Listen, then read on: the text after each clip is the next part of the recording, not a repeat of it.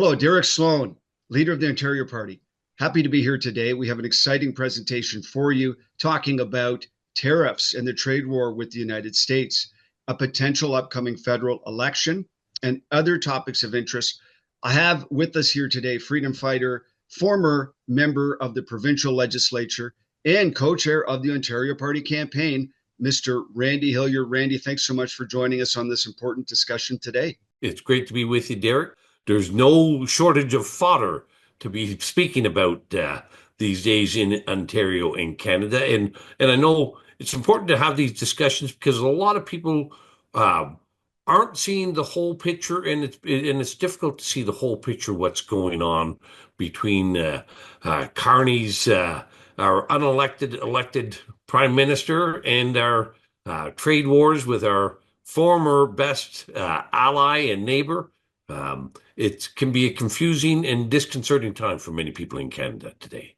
Well, you're totally right. And, the funny thing is that the Liberals have been gaining significantly in the polls after being at historical lows. And today, a poll was released by Global News, which shows the Liberals at 42% of decided voter support compared with 36% for the Conservatives. So that is a pretty remarkable change in a very short period of time. Wouldn't you say so? Absolutely.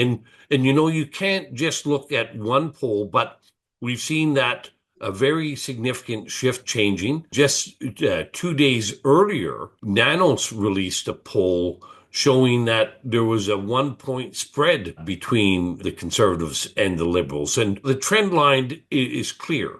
The overwhelming majority and popularity of Poilievre has waned significantly, and that was the whole purpose of the Liberal leadership race, was to put a new puppy in the window, as I call it, get the voters distracted from the old, shaggy, and dirty dog that was occupying the office, Justin Trudeau, and get the Canadian voters looking at something else and fawning over something else. And it appears, at the present time anyway, that the Liberal Party has been successful in doing that. Well, I was just looking at a tweet that I put out June of last year. And at the time, Global News released an article saying that Trudeau's support was at sort of rock bottom. And a lot of people were, cheering the fact that the Liberals were, so low in the polls. They felt the Conservatives would win any election that would happen. And at the time, I said, not so fast, guys. If somebody like Carney or any other credible person with some fiscal restraint takes over leadership, anything can happen. And as we've seen, that in fact has happened. And, just to be clear, I think to our viewers, neither you nor I are Carney fans by any stretch. We will not be voting for him. We will not be supporting him. But one of the reasons why Carney is doing so well is he, in fact, has a lot of street cred in the areas where Poilievre is deemed as being in Poilievre's backyard. So Poilievre is deemed as being fiscally responsible. Well, we have a two-time central banker from two major countries with loads of business acumen and perceived fiscal IQ. So not only is he sort of a polished statesman with a lot of academic and business success, his success is in, and his knowledge base. Now, we could argue about whether he was actually good as a central banker or not, but his perceived knowledge base is in the economic realm. And that is a big hit for Poilievre. And of course, this trade war is also tilting things in favor of people who don't look at all like Donald Trump. So anyone who has sort of a political leaning that's in Trump's arena is not, faring well at this moment in Canada. Carney is, in my view, far more dangerous than Justin Trudeau. Justin Trudeau, I don't believe anybody would confuse him with being a intellectual heavyweight. Carney is head and shoulders above Trudeau in that regard, but he is a former central bank governor in both Canada and England. He is also a very exceptionally well-placed and connected member of the Laurentian elite. There is no question that Carney's leadership of Canada will take us ever faster and closer to the globalist agenda, in my view. He'll do it faster and do it more with greater stealth than Justin could ever do. So he poses a greater danger in my view. But you can see he's been he has been, and the Liberal Party has been very successful in uh, placing them and this globalist view as an alternative to the dangerous and evil Donald Trump to the south of us. And unwittingly, the Ontario Conservatives and Conservatives in other provinces have helped advance that liberal narrative, that liberal agenda of rallying around the Liberal Party to defeat the evil Orange Man to the south. So, Well, it's a very interesting strategy, and frankly, it sort of was the natural outcome of this trade spat. Um, I firmly believe that we're going to see a federal election very soon, and I'll give you my reasons for it. One is that they are doing well in the polls, and it's something that the Liberals can't rely on for. I mean, polls are basically current as of the time they're released, and after that they can fade. But one of the biggest things, Randy, is that we're seeing the resumption of the parliament next Monday. I don't think Carney, so Carney right now, as you and I know, he's not able to participate in any actual proceeding in the House of Commons. So his choice is basically to call an election or let the other parties potentially call an election and not be in the House to defend himself. The other parties would have carte blanche to say what they want to say. So I've heard some credible rumors that have been expressed from Liberal insiders that they're planning on calling an election likely sometime this week. What are your thoughts? well, up until 2 days ago, I was completely certain, 100% confident, Derek, that the an election would probably be called sometime um, before Parliament resumes or just after, within days of Parliament's resumption next week. So, but watching Carney in the last few days and listening to his statements, um, I I'm not so certain now. I'm watching this guy and I'm seeing a level of hubris and arrogance that I have not seen in Canadian politics for some time. This guy thinks he is, not only is he aristocratic, he is royalty in his view, um, and this coronation um, was inevitable in his view. So, and judging from how he has been so dismissive about revealing his assets and his business dealings, um, um, and basically saying, "How dare you question that there may be a conflict of interest with his business dealings?" Yeah, um, what he's done is I haven't seen anybody quite do it. So I'm beginning to think now he may have such a degree of arrogance that he believes that he can be prime minister without having an election for quite some time. And again, this is completely contrary to everything that I've seen in politics because I've seen it when a leader of a political party does not have a seat in the House. And that is generally a very dangerous position for a leader of a political party. Um, to take people back to the time of, for example, John Tory in Ontario politics. If a leader doesn't have a seat, they're generally has a very difficult time controlling the caucus and controlling the messaging and controlling the House agenda. I guess if you think that you're king, you don't have to play by the other people's rules. Just as he is saying, I don't have to disclose my assets because I'm not really elected yet. I can be the prime minister of the country, But unlike all you other MPs who have to tell the integrity commissioner everything you own, and I'm sure you've done this, I did this, That's like yeah, when you're in office, you have to disclose uh, your bank accounts, your any assets that you have. I remember I got in trouble once, Derek, for failing to disclose to the integrity commissioner that I had co-signed on one of my son's car loan. Uh, right. and I didn't think that was an asset having, but but anyway, that's a little bit off topic. But here he Well, is not you know, disclosing anything. let me just jump in on that because so my memory of the disclosure that has to be done now at the time, um, of course, I did not have many assets at all, other than my house and my and vehicles. So I don't know if I had complicated financial assets, if it's any different. But my memory of the form is that you're not disclosing amounts. You're just disclosing, like, for example, if you have a couple of different properties, you may disclose that fact. But if you have an interest in, say, Brookfield, I don't, and correct me if I'm wrong, I don't think you need, like, whether it's 10 million, 20 million, or 1 million, I don't necessarily know if those numbers are disclosed because I remember looking at some of the other, what's his name there, Champagne, and he had assets with some bank out of China.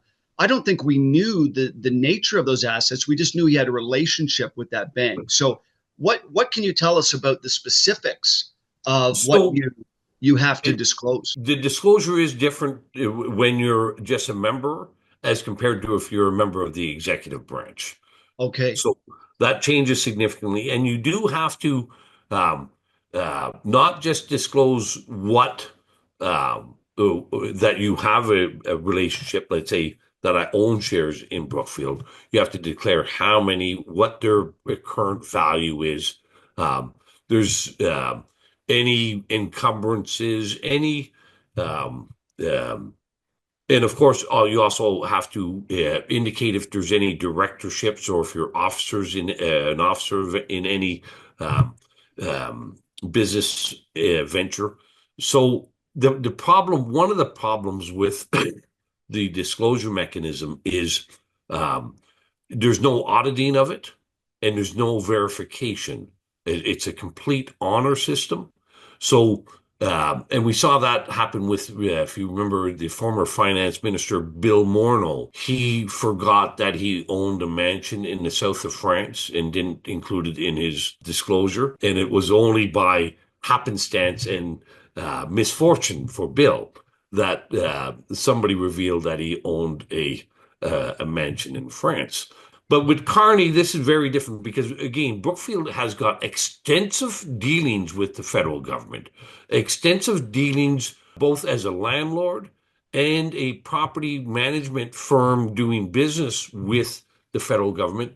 But they also have a number of very highly regulated government businesses in energy, etc. So even if his assets were put into a blind trust, he knows intuitively what the business interests of Brookfield are and how the regulations and the contracts can be awarded that would be beneficial to Brookfield. Like they are one of the premier Canadian Laurentian elite businesses, very significantly involved with the Bronfman family, who also happen to be the main party fundraiser for the Liberal Party, is one of the Bronfmans.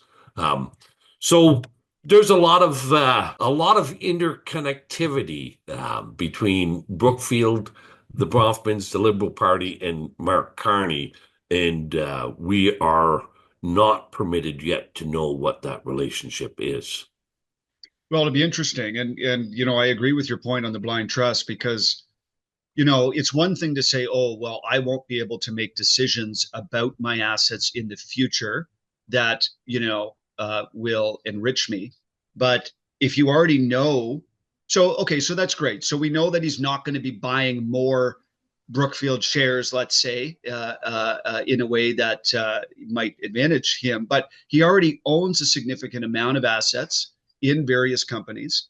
And whether it's in a blind trust or not, he knows that. He knows what he owns. He knows what could benefit him and not. So it'll be interesting to see how this plays out, and interesting to see what gets ultimately disclosed. Yeah, well, and just for people's understanding, a blind trust, all that means is that you give the, um, let's say, essentially a power of attorney to someone else to to conduct business on that behalf. So he could pass it over to his wife or his children or whoever.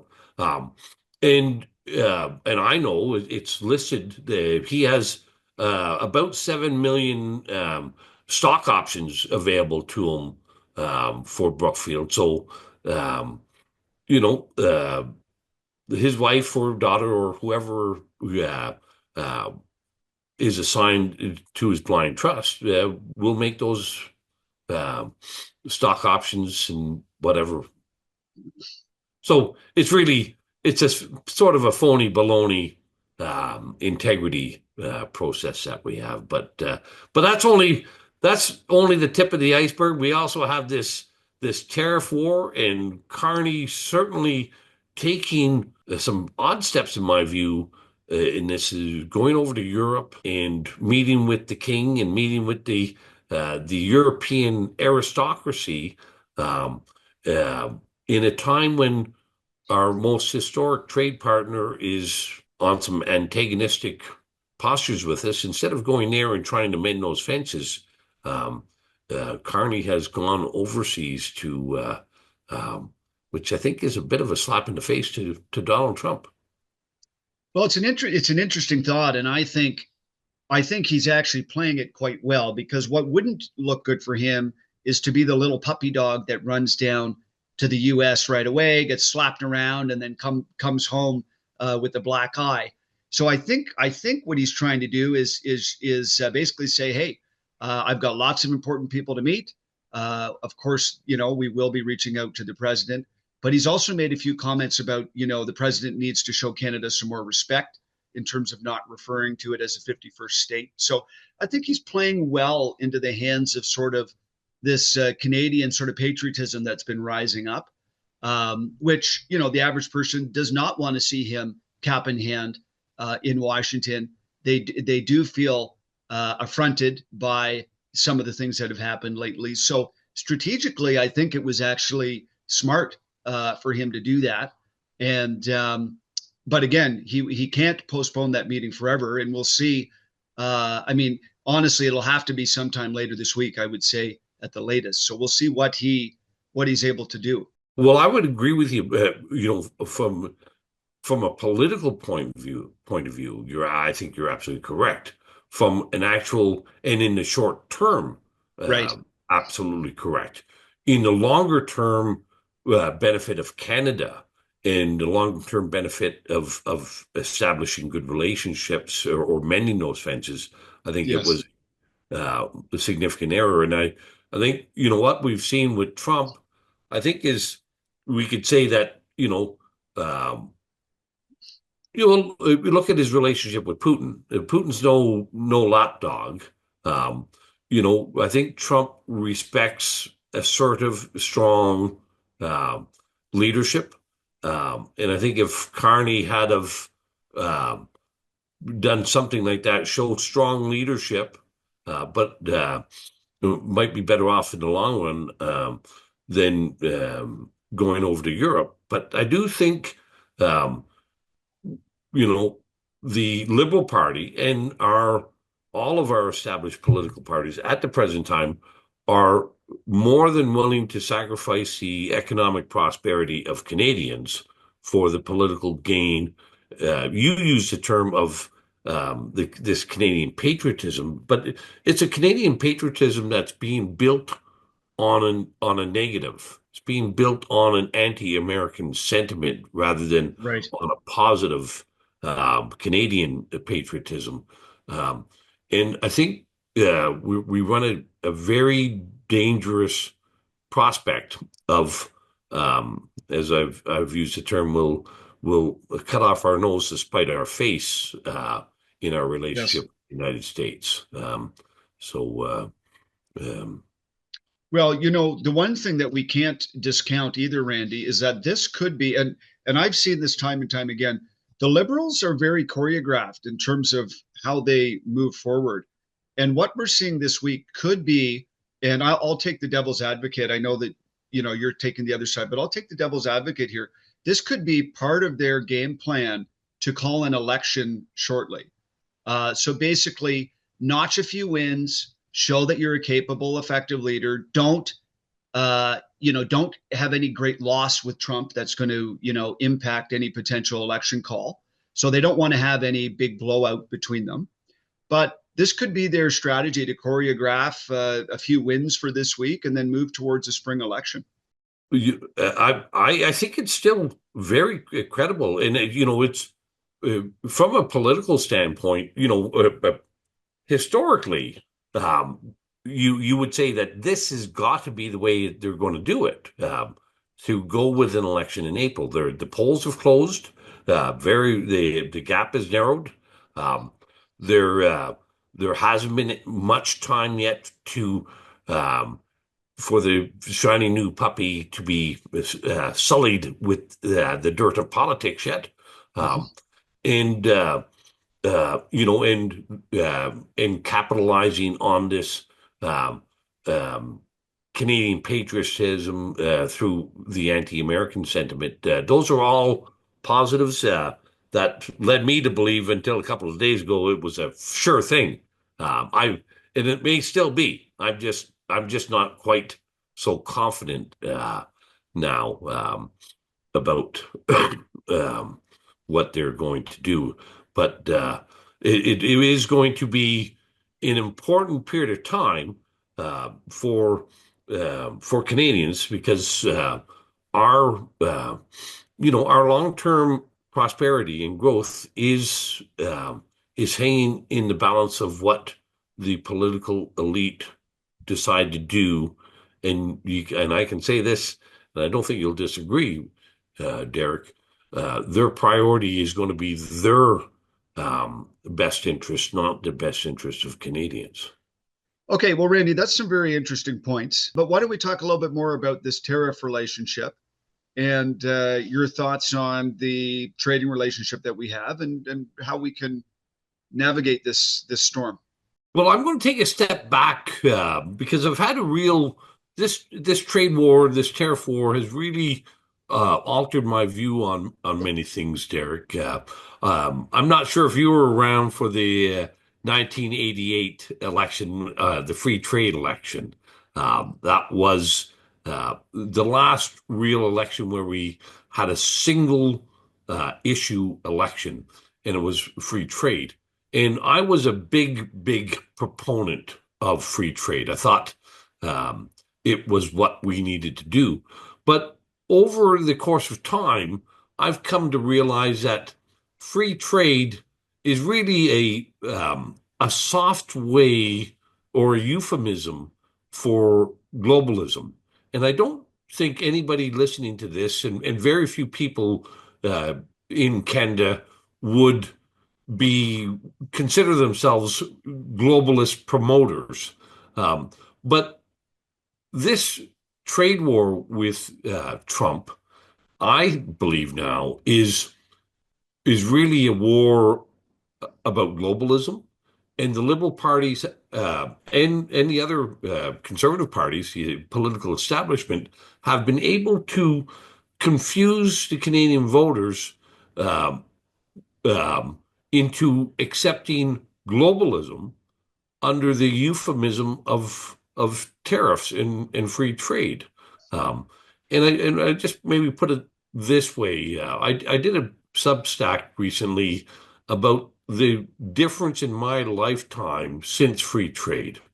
How, as a journeyman electrician in 1990, just after free trade came into place, um, making $25 an hour, I bought a home for 2.5 times my salary. Um, and I had my wife stayed at home and we took care of our 4 kids. Um, and of course, now that home is 7 times a tradesman's salary now. not two times the salary. And looking back now on 35 years of hindsight, um, um, I don't accept free trade. Uh, well, the idea of free trade is good, I think, but it is a way of disguising globalism. And over that 35 years, we've seen our standards of living plummet, our opportunities for our youth plummet, and I think um, Trump, what he's intending to do is to bring back jobs to America and and start mitigating the effects of those free trade or globalist trade agreements from over the last 35 years. Um, and I think that really is at the crux of it. He wants to bring manufacturing back to the United States. He wants to make the United States an industrial powerhouse. He wants to have employment, good employment for many Americans and reestablish and rebuild the middle class that has been decimated. And I believe that Canada should be doing something very similar to what Trump is doing in rebuilding our manufacturing, uh, rebuilding an, an economic base in this country that will provide for good jobs for our children and grandchildren. Uh, but the political establishment has been very good at confusing the voters once again into thinking that that is a bad thing, and that we should continue on this um, globalist path that we've been on. Um, and just, I'll throw out a couple things, Derek, that maybe you're aware of, maybe you're not. But in 1970, we had 39 oil refineries in Canada. Today, we have 19.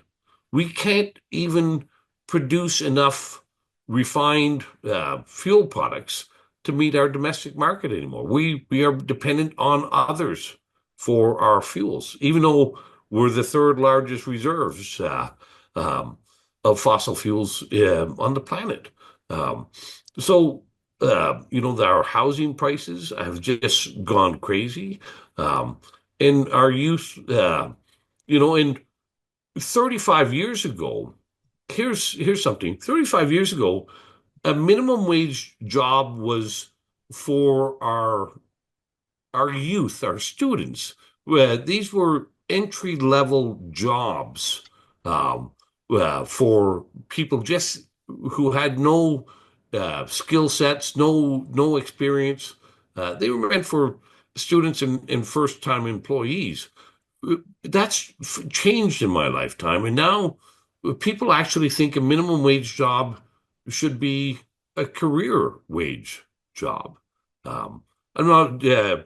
I'm from a little bit of a different era than you in this regard, Derek. But what's your thoughts on what I've just said about um, free trade and globalism, and what's your view on? I think you were a proponent of free trade, like I was as well. Well, it's interesting how times change because when I got into politics a little under a decade ago, in terms of being interested and involved, and promoting various candidates and then running myself, I actually distinguished myself from the prevailing view. And the prevailing view at the time was sort of the neocon, neoliberal view of unrestricted free trade with everybody. And I was dead set against that. I made a point to say that I'm not in favor of free trade. I'm in favor of, basically a lot of the things that Trump is doing now in terms of, bringing manufacturing back, looking out for corrupt practices from other countries. So, one of the things I did prior to going to law school, prior to getting into politics, is I actually owned a small furniture store. And one of the things that I, sort of understood, and in terms of the way the furniture industry had operated and was currently operating, is that the bulk. So if you go back 30 years ago, which was before I had my store, but 20, 30 years ago, a good chunk of furniture was actually made and manufactured here in Canada, so that we had, good solid wood furniture. Um, and it's very hard to find that these days. And if you do find it, it's very expensive. So the bulk of the furniture that we do get is marked up by various different middlemen. And if you knock it the wrong way on the corner when you're carrying it up the stairs, you'll see it's just press board. So tiny little sheets of paper that's sort of glued together and then painted. The leather sofa is really, it's not real leather. It's, they sort of paint the leather on, and then it can crack and peel. So, we've seen, I saw firsthand how industries get hollowed out and with inferior products. Now, I will say, of course, that those products were cheaper, and they met sort of the price point objectives that people had. But I've never been in favor of free trade with everybody at all times. But I'm definitely in favor of free trade amongst similar countries. And I think that, so I find myself now in sort of the opposite position, where a lot of conservatives are, or some conservatives are, basically saying that, our country, basically supporting kind of what's happening in the United States, and saying that we should, be 100% self-sufficient. I believe, obviously, we should be self-sufficient in terms of many things, especially things that come, that are our strength as a country. But there'll be many things that we will not be self-sufficient in. We don't grow citrus. We don't grow peanuts. We don't grow a lot of products that many of us use frequently. So I'm a big supporter of free trade, or free trade amongst similar countries and economies. And I was alive. I clearly was not voting, but I was alive in 1988. It's funny, the stories that you were saying there actually mimic a series of stories that I have in my book about the economic opportunities that my grandparents had in the 50s. And to compare what happened in the 80s to today shows a decline in the standard of living. But I'll tell you, you didn't have it nearly as good as my grandparents had it in the 50s.